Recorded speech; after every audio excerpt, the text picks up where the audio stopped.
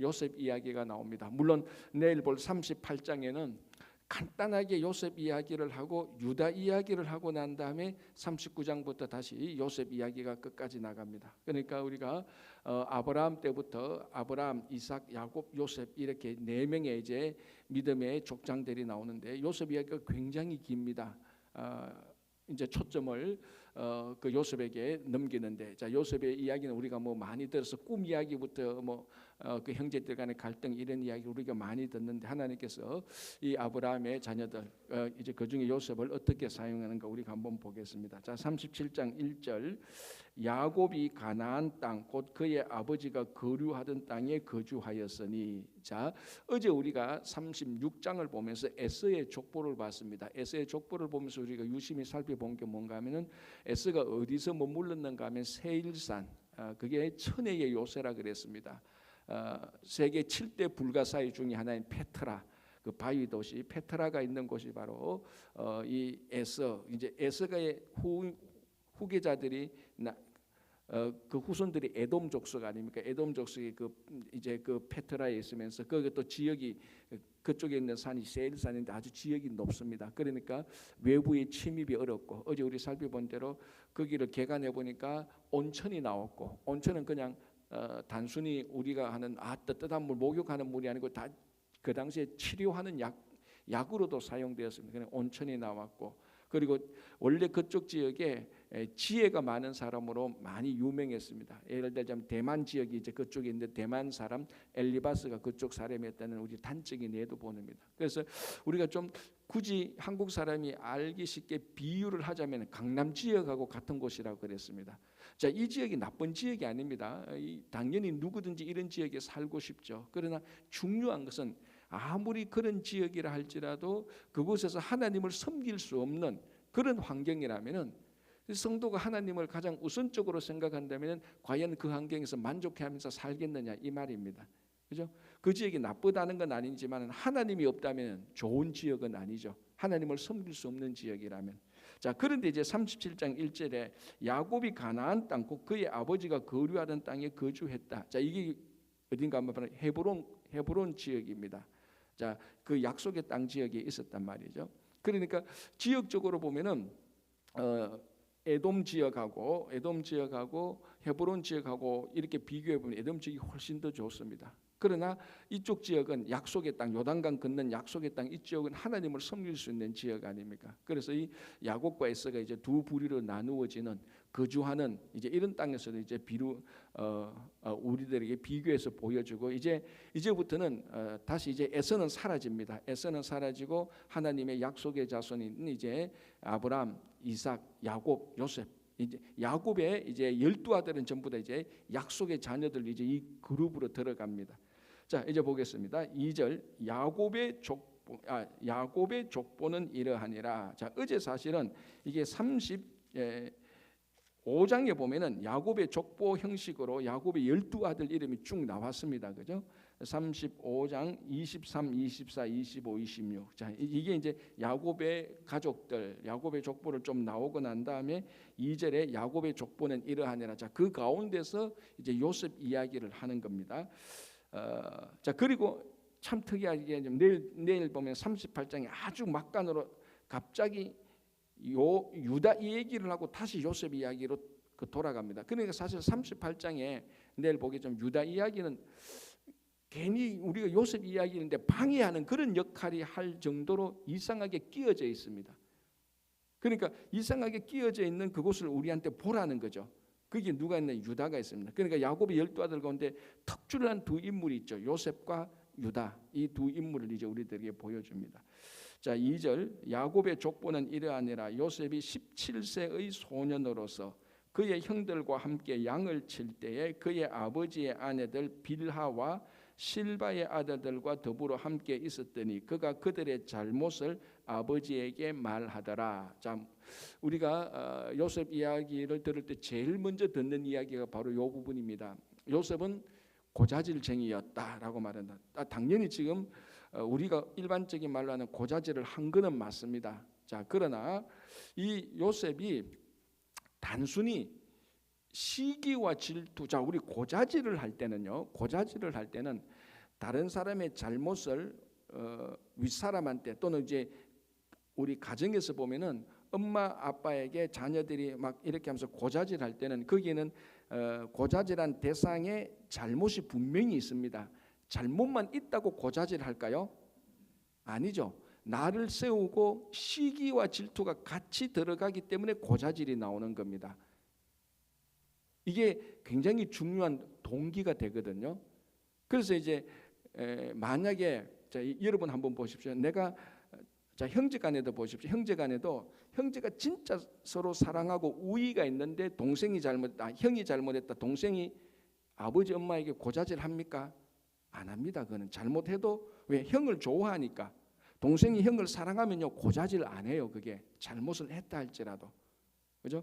자, 그러니까 여기에 이제 그런 것들이 같이 끼어져가 있는데 이 요셉이 형들의 잘못을 고자질했다라고 말하는데 사실은 이건 고자질이 아니고 정확히 말하면 형들의 악행을 아버지에게 알렸다는 겁니다. 자, 형은 요셉은 형들에 대한 시기와 질투가 없습니다. 형들이 시기와 질투가 있지. 그러니까 사실 이거 정확히 말하면요, 그들의 잘못을 고자질했던 이 요셉의 고자질했다는 그런 우리가 이 지금까지 많이 들어왔는데 정확히 말하면은 요셉이 형들의 형들을 시기 질투하기 때문에 형들을 잘못했기 때문에 아버지에게 고자질했다. 이거는요 사실은 정확한 내용이 아닙니다. 고자질 속에 있는 시기와 질투가 요셉에게는 없었어요. 형들을 시기할 질투가 없었어요. 왜? 아버지 사랑을 받았기 때문에. 자, 그리고 그들의 잘못을 아버지에게 말했다는데 이 잘못이요 단순히 형들이 뭐 동생을 괴롭히거나 이 정도의 잘못이 아니고 이거는 정확히 번역하면 악행입니다. 악행. 히브리어를 정확히 번역하면 그 요셉이 형들의 악행을 아버지에게 보고했습니다. 자, 우리가 약간만 더 생각해 봅시다. 요셉이 양을 치는데 형들이 악행을 해요. 자, 요셉이 양 치러 간 형제들 가운데 제일 막내입니다. 제일 막내가 형들한테 형 이런 일 이렇게 하면 안 돼. 그 말을 듣겠습니까? 그 형들이 안 듣죠. 막내에다가 또 뭡니까? 다 이거 엄마가 다 달라요. 엄마가 다른 데다가 이미 아버지 야곱은 요셉을 많이 사랑했단 말이에요. 그러니까 요셉이 형들의 악행을 보고 이게 사소한 잘못이 아니고 악행입니다. 아주 나쁜 일이에요. 이 나쁜 일은 도덕적 윤리적으로도 아주 나쁜 일이고 하나님 앞에서도 나쁜 일이고 자기 가족들에게도 큰 손해를 끼칠 수 있는 나쁜 일입니다. 요셉이 형들 보고 형 이런 일 하면 안 돼라고 말할 때 그 형들이 같은 어머니 아버지라 할지라도 동생이 말하면 형들은 말을 안 듣습니다. 네가 뭐 아냐? 너도 나이 들어봐 이런 거 알게 될 거야. 이렇게 무시할 수도 있고 어머니가 다르니까 어머니가 다른 데다가 형들은 동생을 시기하고 있는 데다가 동생이 형들의 악행을 형 이렇게 하면 안 돼 고치려고 하는데 그 말이 먹히겠느냐고. 하나도 먹히지 않습니다. 그런데 요셉이 형들을 볼 때 이건 진짜 나쁜 일이거든요. 무슨 나쁜 일은 모르는지 나쁜 일을 하고 자기 가족의 재산적인 명예에 손실을 끼칠 수 있는 그런 악행을 보고 자 그럼 동생이 어떻게 해야 되겠습니까? 가만히 있어야 됩니까? 형들은 그걸 고치도록 해야 된단 말입니다. 그런데 동생이 그 악행을 고칠 수 있는 방법은 하나밖에 없습니다. 뭐밖에 없습니까? 이건 아버지가 고칠 수밖에 없다고요. 그래서 아버지한테 형들이 이런 악행을 했습니다라고 말한 거예요. 그러니까 우리가 알고 있는 시기와 질투가 포함된 형들의 잘못을 고자질했다는 거하고는 차원이 사실은 다릅니다. 그래서 거의 대부분은 그 요셉은 고자질쟁이라고 말하는데 얼핏 보면은 고자질쟁이라는 형태가 있습니다. 그러나 따져보면은 고자질에 들어가 있는 본연적인 시기 질투는 없고요. 이 고자질이 형들의 약간 잘못이 아니라 악행입니다. 동생이 악행을 고칠 수 있는 형들이 악행을 고칠 수 있는 방법은 더 큰 힘을 빌어서 악행을 고칠 수밖에 없죠. 그 아버지한테 보고하는 수밖에 없습니다.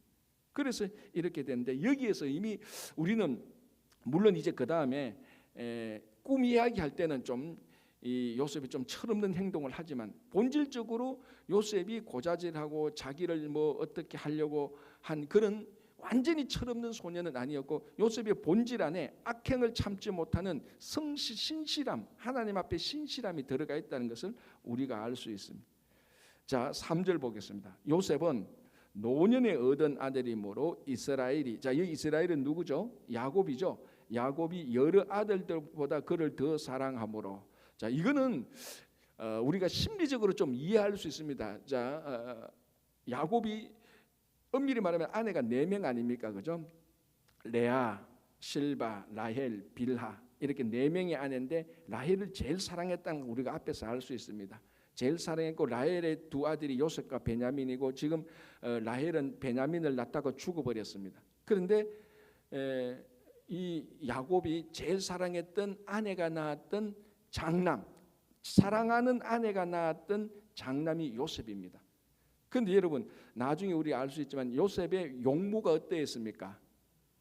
안 봐도 우리 알 수 있죠. 굉장히 용모가 준수했다고 여기 39장에 보면은 나옵니다. 그래서 그 용모에 한순간에 반해버린 유명한 여자가 있습니까?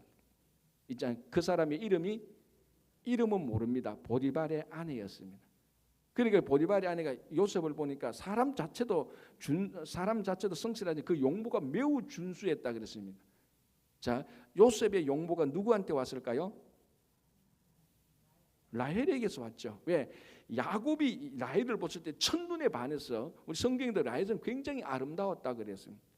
그러니까 아버지 야곱이 요셉을 볼 때마다 누구를 생각합니까? 엄마가 생각나는 거거든요. 왜냐하면 그 준수가 그 외모가 닮았다는 것을 확실히 알 수 있습니다. 요셉을 보니까 잘생겼고 그리고 엄마를 닮았습니다. 요셉을 볼 때마다 라헬이 생각나죠.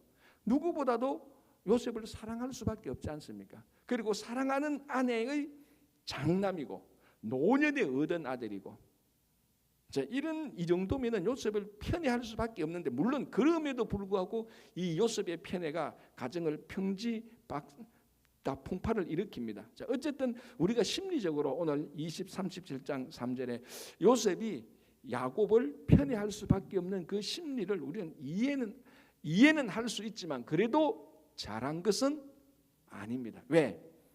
야곱도 아버지 엄마 이 가운데서 자기 아버지 이삭은 형을 편애했고 엄마는 자기를 더 사랑했고 야곱도 사실 보면은 아버지의 편애의 희생물이었습니다. 그런데 야곱이 또 그것을 요셉을 편애하는 겁니다. 자, 그러면은 야곱에게 물어봅니다. 야곱, 당신은 왜 아버지 이삭이 왜 에서를 좋아했나? 그러면 에서가 사냥 나가서 고기에서 별미에서 아버지 주니까 좋아한 거죠. 그러니까 편애하는 부모의 이유가 있습니다. 그죠? 그럼에도 불구하고 부모의 편애는 자식을 망칩니다. 부모의 편애는 자식끼리 싸우게 만드는 거예요. 이게 굉장히 중요한 겁니다. 여러분 야곱하고 에서가 그렇게 20년 동안 헤어지게 된 중요한 이유 중에 하나는 사실 부모의 편애가 있었단 말이죠. 그런데 편애의 희생물이 되어서 20년 동안 그 형 에서와 그 불화를 가지고 있었고 그때부터 어머니 리브가를 평생 못 보게 되는 겁니다. 야곱이 하란으로 가는 순간부터 어머니 볼 줄 알았죠. 며칠 있으면 며칠이나 몇 달 있으면 다시 돌아오기로 하고 하란으로 가는 게 20년 걸려서 돌아오니까 어머니는 없습니다. 이게 전부 다 부모의 편애 때문에 가정의 평지풍파가 일어난 것입니다. 그 희생물이 됐던 야곱이 또 그 일을 하는 거예요. 심리적인 이유는 우리가 그 심정은 이해가 되지만 그럼에도 불구하고 부모의 편애가 자식을 망가뜨리고 있다는 것을 우리가 볼 수 있습니다. 자, 그런데 요셉은 더 심했어요. 더 심했던 이유를 제가 방금 얘기하지 않습니까? 노년에 얻었고 사랑하는 아내의 장남이고 이 또 그 외모도 빼다 박았으니까 더 사랑했습니다. 그러면은 성숙했으면 마음으로 그냥 담고 있어야 돼요. 그런데 어떡합니까? 그를 위하여 채색 옷을 지었다. 이게 결정탑니다. 채색 옷은 뭐냐면요, 긴 옷이거든요. 자, 이 야곱의 아들들이 전부 다 목자 아닙니까? 목자가 밖에 나가서 양치고 할 때는요, 긴 옷, 이 채색 옷 같은 거 입으면 양을 못 쳐요.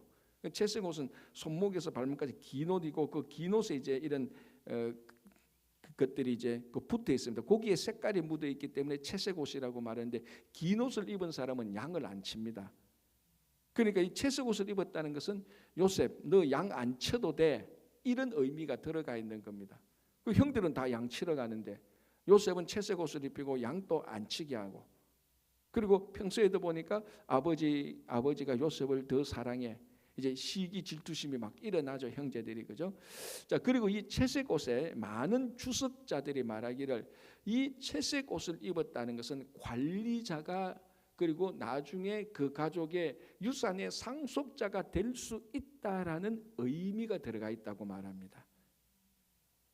자, 그러면은 그 형들이 볼 때는 아니 아버지 요셉은 그 가족의 하여튼 통틀어서 11번째 아들이거든요. 11번째 아들에게 벌써부터 채색 옷을 입혀가지고 자기들을 관리하게 하고 자기들이 나중에 통치자가 될, 그러니까 왕이 11번째 아들을 왕자로 세운 거하고 같은 맥락입니다, 이게. 자, 그러면은 1번부터 10번까지의 왕의 아들들이 가만히 있겠냐는 겁니다. 이 야곱이 이 부분에 있어서 결정적으로 잘못한 거예요, 사실은. 자기가 그토록 사랑하는. 그러니까 이게 부모라는 게 누가 더 사랑하지만 그걸 자식에게 편하게 드러내면 안 되는 겁니다. 그죠? 자, 이제 이렇게 있었는데 4절 그의 형들이 아버지가 형들보다 그를 더 사랑함을 보고 그를 미워하여 그에게 편안하게 말할 수 없었더라. 자, 더 미워했다는 겁니다. 여러분 이게 참 희한하죠. 자, 한번 보십시오. 아버지 야곱이 요셉을 사랑했습니다. 편애했습니다. 형들이 화가 나죠. 그러면 본질적으로 누구에게 화가 나야 됩니까? 그렇죠. 본질적으로는 아버지에게 화를 나야 돼요. 왜? 아버지가 편애하니까. 그런데 이 편애와 같이 일어나는 시기는요, 반드시 편애하는 사람보다 편애받는 사람을 더 미워하게 되가 있어요. 이 신기하죠. 사실은 요셉은 편애받았단 말이죠. 요셉이 형들을 다 어기고 요셉이 전략을 짜서 아버지의 사랑을 뺏어낸 거 아니라고요. 만약에 요셉이 아버지의 사랑을 뺏어냈다면 형들이 너 이렇게 해서는 안 돼라고 말할 수 있지만 요셉은 뺏어낸 게 아니고 아버지의 일방적인 편애였습니다. 그러면 본질적으로 가만히 생각해 보면 편애하는 아버지를 미워해야 되는데 편애하는 아버지는 안 미워해요. 편애받는 동생을 미워해요. 이게 참 묘해요. 이게 사람의 심리라니까요. 자, 여러분 가인과 아벨을 보십시오. 가인과 아벨이 같이 제사를 드렸단 말이죠. 그런데 아벨의 제사는 받아들이고 가인의 제사는 거절했습니다. 가인이 누구를 미워했습니까? 아벨을 미워했어요. 아벨이 뭘 잘못했냐고. 누구를 미워해야 됩니까? 편애하는 하나님을 미워해야 되잖아요. 그래 하나님이 하나님 가서 하나님한테 따져야 되는 겁니다. 아벨한테 그 잘못을 묻는 게 아니고 하나님 왜 내 거는 안 받고 왜 동생 거는 받고 하나님 이래도 됩니까? 사실 하나님한테 따지고 하나님한테 막 미워해야 되는데 가인은 하나님한테 일체 없습니다. 그 사랑을 편애를 받는 아벨을 죽여버린 거예요. 이게 가족 간에 일어나는 아버지의 편애가. 그럼 우리 이렇게 말하잖아요. 야 그러니까 내가 요셉을 더 사랑하니까 너희들은 나를 미워해라. 이게 안 된다니까요. 그래서 이 형들이 아버지를 미워하는 게 아니고 동생을 더욱더 미워합니다. 죽일 만큼 미워하게 되는 거예요. 원래 시기라는 것이 이게 참 묘한 게요. 이게 시기라는 형제들 간의 시기라는 게 군중 심리가 들어갑니다. 요만큼 잘못해서 요만큼 시기하면 될 게요. 이게 누룩처럼 확 번지게 됩니다. 나중에 따져보면 야 너희들 형들을 동생을 언니하고 누나를 왜 그렇게 미워해? 쭉쭉쭉쭉 따져보면 진짜 사소한 게 있어요. 그게 확 번져가지고요 죽일 만큼 미워하게 되는 거예요. 이거 죽일 만큼 미워하는 그 마음 있잖아요. 바늘 가지고 톡 터뜨리면 툭 터져보면 안에 보면요 별 거 없어요. 인간의 시기와 질투가 이런 게 되게 많이 닮았어요. 여러분 지금 마음속에 누구 시기하고 질투 때문에 시험 든 사람 있잖아요, 그죠? 여러분 가만히 한번 생각해 보십시오. 내가 정말 이만큼 미워할 만큼 그 사람이 잘못했나? 좀 쭉 따져보십시오. 쭉 따져보면요 어떨 때는 아무것도 없을 수가 있어요. 어떨 때는 저 사람이 내한테 한번 인사 한번 안 했는 거 거기서부터 시작할 수 있다니까요. 어떨 때 내가 인사 한번 했는데 인사 한번 안 받아.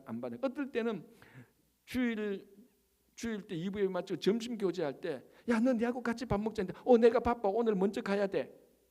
그런 것 때문에 내가 제안했는데 거절해서 좀 기분 나쁘네.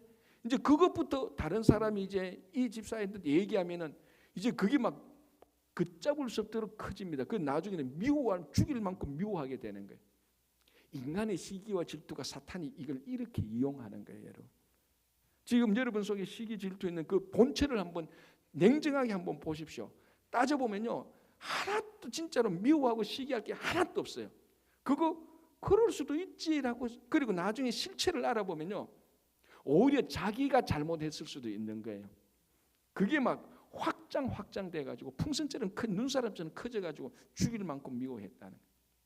이 시기 질투의 본질입니다. 자, 5절 요셉이 꿈을 꾸고 자기 형들에게 말하며 그들이 그를 더욱 미워했더라. 자, 요셉이 꿈을 꾼 건 이거 사실은 하나님께서 요셉에게 꿈을 준 것이죠, 그죠? 우리는 다 아니까. 그럼에도 불구하고 요셉이 이 부분에서는 분명히 잘못했습니다. 꿈을 꾸고 난 다음에 간직하면 됐었어요. 아니면은 아버지한테 어머니한테 얘기를 했었더라도 어머니는 돌아가셨으니까 없으니까 아버지한테 얘기했었으면 됐어요. 근데 이거를 떠벌리고 자랑하듯이 말을 했던 것은 요셉의 실수입니다. 그리고 요셉도 완전한 사람은 아니지 않습니까? 자, 5절 요셉이 꿈을 꾸고 자기 형들에게 말하며 그들이 그를 더욱 미워하였더라. 자, 여러분 이 보십시오. 이게 사실은 형들이 동생을 사랑했다면 동생이 이런 꿈을 꾸도요 어떻게 됩니까? 야, 너 크게 되겠구나. 야, 우리 동생 크게 될 것이다. 이렇게 할 수 있는 일들이잖아요. 그렇잖아요, 그죠? 그런데 이것 때문에 더 미워하는 겁니다. 제가 방금 했는 것처럼 시기는 시기를 낳고 질투는 질투를 낳고 질투가 질투를 낳고 막 커집니다. 단계별로 객관적으로 보면 미워할 게 별로 없어요. 동생이 그런 꿈을 꾸서 좀 자랑한다 할지라도 쟤 원래 좀 자랑기가 있잖아. 그런데 꿈을 꾸보니까 너 꿈 정말 좋네. 진짜로 그런 시기 질투의 본질 알고 그런 게 없다면 야, 그 꿈 내가 살까? 이렇게 할 수도 있잖아요. 그런데 이게 없습니다. 이제 막 폭주 기관차입니다. 미움과 시기의 질투의 폭주 기관차가 확 가는 겁니다. 그를 더욱 미워하게 되는 겁니다. 6절 요셉이 그들에게 이르되 청하건대 내가 꾼 꿈을 들으시오. 우리가 밭에서 곡식 단을 먹던. 자, 알죠? 두 가지 꿈을 꾸지 않습니까? 형들의 곡식단이 자기한테 절하고 나중에는 해, 달, 별 11별이 자기 별에게 절하고 똑같은 꿈입니다. 자, 이 꿈을 이 요셉이 사실은 17세니까 좀 애매한 나이예요. 철들 수 있는 나이기도 하고 철이 안 들 수 있는 나이기도 하고. 어쨌든 요셉도 아버지가 막 사랑하니까 이게 막 좀 자기 좀 오버한 것 같습니다. 그래서 분명히 분명히 잘못은 없다고 말할 수는 없습니다. 그리고 이 꿈을 얘기하니까 계속 형들은 더 미워하게 되는 겁니다. 요셉이 좀 눈치를 챘었어야 되는데 그 눈치를 좀 못 챘어요. 자, 10절에 그가 그의 꿈을 아버지와 형들에게 말하며 아버지가 그를 꾸짖고 그에게 이르되 너가 꾼 꿈이 무엇이냐? 나와 내 어머니와 내 형들이 참으로 가서 땅에 내게 엎드려 절하겠느냐? 그의 형들은 시기하되 그의 아버지는 그 말을 간직해 두었더라. 아버지가 보니까 아버지 야곱이 보니까 요셉이 너무 오버하거든요. 형들도 다 자기한테 절해야 되고 엄마 아버지 다 절해야 된다니까 아버지가 보니까 야, 너 지금 너무 오버한다. 그러지 마. 이렇게 해놓고 난 다음에도 마음속에는 그 꿈을 간직하고 있습니다. 왜? 야곱도 형 에서와의 갈등 속에서 자기가 하나님의 약속의 자손이 되었지 않습니까? 그런 야곱의 경험에 있어서 그 꿈을 간직해 두고 있는 겁니다. 사실 우리가 시기 질투가 없었더라면 이런 꿈을 꾼 이 동생 그리고 좀 야곱이 편애를 좀 안 했더라면 이 좋은 형제간의 관계가 될 수 있는데 이게 이제 다 엉망진창이 되어가기 시작하는 것입니다. 그렇죠? 자, 여기서 이제 우리가 잠시 멈추고 한번 생각해 볼 게 있습니다. 야곱과 그 형들의 차이점이 무언가? 자, 일단 야곱은 분명히 꿈을 꾸었습니다. 그리고 죄송합니다. 요셉은 분명히 꿈을 꾸었습니다. 요셉과 그 형들과의 차이가 뭐냐? 요셉은 꿈을 꾸었습니다. 자, 이 꿈이 요셉의 비전이 되는 겁니다. 자, 이 비전, 하나님이 주신 꿈과 비전이라는 것은 자기가 의도적으로 만들어낸 게 아닙니다. 자기 탐욕에서 나오는 게 아니죠. 하나님께서 요셉에게 준 꿈이 비전이 되는 겁니다. 자, 그런데 이 형들은 시기와 질투에 사로잡혀서 꿈도 없고 비전도 없고 아무것도 없습니다. 하나밖에 없습니다. 시기 질투로 꿈꾸는 자를 조롱하고 멸시하는 것밖에 없습니다. 자, 이 결정적인 차이죠. 한 사람은 꿈을 꾸고 비전을 가지는데 한 사람은 그 꿈을 조롱하고 멸시합니다. 여러분, 누가 나중에 하나님의 일을 하겠습니까? 여러분, 천하 없어도요. 여러분 지금까지 신앙생활을 하면서 겪은 것 있지 않습니까? 저도 목회하면서 겪은 건데요. 천하 없어도 조롱하고 멸시하는 사람이 하나님의 일을 한 적은 없습니다. 차라리 조롱받고 멸시받는 사람이 하나님의 일을 하죠. 이 굉장히 중요한 겁니다. 자, 여러분, 조롱하고 멸시하는 그 분위기를 보면, 조롱하고 멸시하는 사람들은 자기가 뭔가 더 많이 알고 자기가 더 우월하고 자기가 하는 말이 맞다고 생각을 합니다. 자기 착각에 빠지는 거죠. 이런 사람들이 하나님이 일을 하지는 않습니다. 하나님이 일을 방해하면 방해했지. 그러나 아픔과 상처에서도 조롱당하고 멸시당하는 사람은 하나님이 일을 하는 겁니다. 그게 지금, 그래서 요셉은 꿈 때문에, 결정적으로 꿈 때문에 형들한테 죽일 만큼 미움을 당하고 조롱과 멸시를 당하는 겁니다. 그럼에도 불구하고 요셉은 하나님의 일을 하는 사람이 되고, 그 형들의 일은 나중에 가면은 곡식이 없어가지고 곡식을 구걸하러 가는, 좀 약간 과하게 표현하면 단체 거지들이 되어가 있습니다. 조롱, 그 꿈을 멸시했던 사람들, 하나님의 비전을 멸시했던 형들은 기근이 드니까 곡식을 구하러 가는, 구걸하는 사람이 되고, 그 꿈 때문에 조롱하고 멸시를 받았던 요셉은 대제국을 다스리고 구걸하러 오는, 곡식을 구걸하러 오는 모든 사람들에게 곡식을 나누어 주는 사람들이 되었습니다. 그래서 우리가 신앙생활 할 때요, 절대로 다른 사람의 꿈과 비전을요, 그를 향해서 돌 던지면 안 됩니다. 돌 던질 때는 시원하죠. 그리고 돌 던지고 조롱할 때는 자기가 맞다고 자기 의로움에 빠질 수가 있습니다.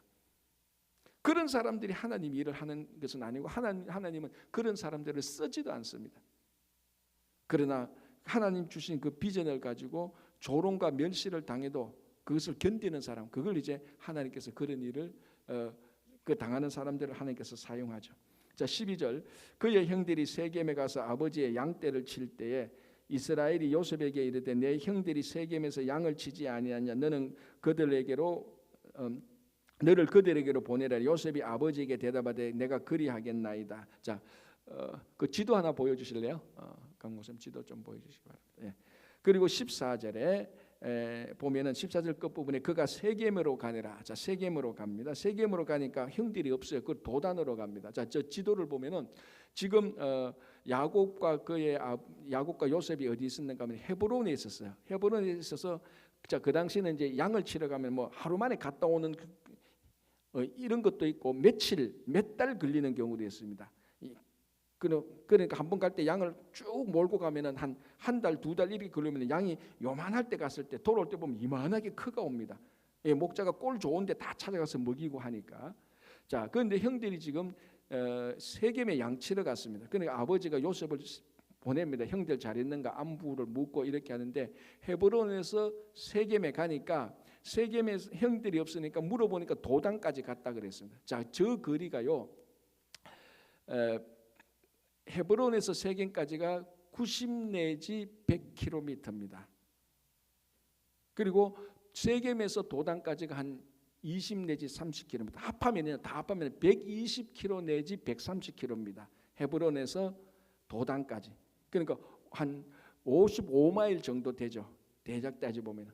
그 이거는 하루 만에 왔다 갈 수 있는 게 최소한 한 일주일은 걸릴 겁니다. 5일에서 일주일은 걸릴 겁니다. 그 길을 요셉이 아버지의 말을 듣고 묵묵히 따라갑니다. 자, 만약에 요셉이 장깨가 있었다면요, 여러분, 요셉의 특징이 뭔가 하면요, 이게 좀 우둔하게 보이긴 보이는데 진짜 성실하고 신실합니다. 그래서 세겜까지 갔는데, 세겜까지만 가도 저기 한 4일 정도 걸리는 거, 3, 4일 걸리는 거는, 그까지 갔는데 형들이 없단 말이죠. 그럼 다시 돌아와도 돼요? 아버지한테 와서 내 갔는데 형을 못 찾았습니다 하고 돌아와도 돼. 그런데 누가 도단까지 가는 것 같던데 그 자기 형들인지 아닌지도 확신도 못해요. 그 가서 없으면 또 가야 된단 말이죠. 그럼에도 불구하고 요셉은 아버지의 심부름, 우리말로 아버지의 말씀에 잘 순종하는 모습을 보여주고 있습니다. 그리고 여러분 한번 생각해 보세요. 요셉이 아무리 눈치가 없어도 그렇지 형들이 자기 안 좋아한다는 거 다 알잖아요.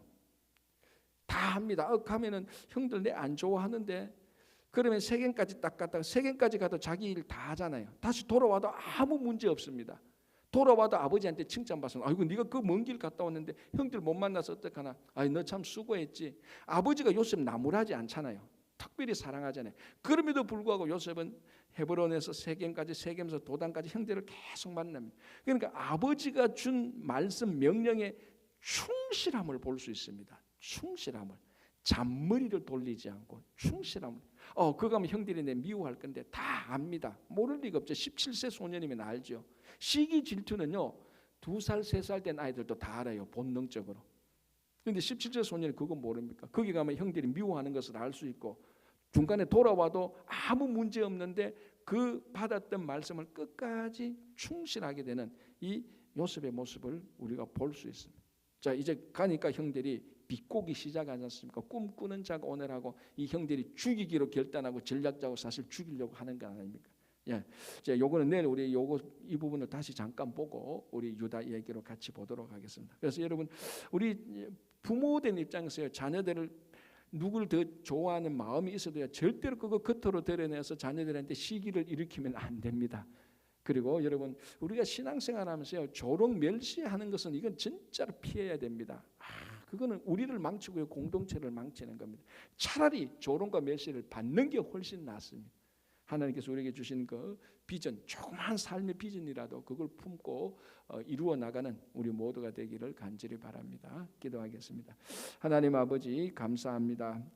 꿈꾸는 자 요셉의 이야기를 저희들이 함께 생각하면서 아버지 또 부모된 우리로서 그 자녀 사랑에 있어서 편애하는 것들이 우리 자녀들을 망치지 않도록 우리 부모들이 자녀들을 정말로 골고루 잘 사랑할 수 있도록 이 사랑의 기술을 잘 배울 수 있도록 인도하여 주시옵소서. 우리가 신앙생활 함께하면서 그리고 세상에 나가서 아버지는 또 우리 세상 사람들과 직장생활도 하면서 우리 성도들의 입술에서 어떤 이유든지 조롱과 멸시가 나오지 않도록 우리 입술을 단속시켜 주시고 우리 마음을 하나님께서 정말 조롱하고 멸시하는 그런 사탄의 휩쓸림에 들어가지 않도록 인도하여 주시옵소서.